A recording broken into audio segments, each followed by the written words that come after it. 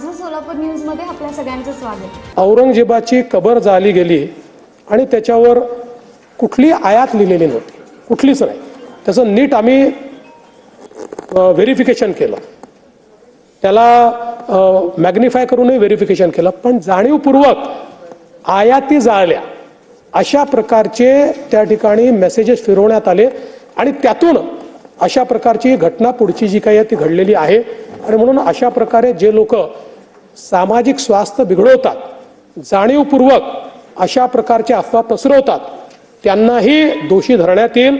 नागपूरच्या प्रकरणामध्ये ज्यांनी पोलिसांवर हल्ला केलेला आहे त्यांना कबरीतने खोदून काढू, सोडणार नाही। बाकी सगळ्या गोष्टी क्षम्य आहेत, पण पोलिसांवर हल्ला हा क्षम्य नाही। त्यामुळे त्यांच्यावर जी स्ट्रिक्टेस्ट कारवाई आहे ती कारवाई करून विविक्षित वेळेमध्ये त्यांच्यावर ही सगळी कारवाई केली जाईल। माझं सोलापूर न्यूज या यूट्यूब चॅनलला सबस्क्राईब करा आणि बेल आयकॉन प्रेस करायला विसरू नका।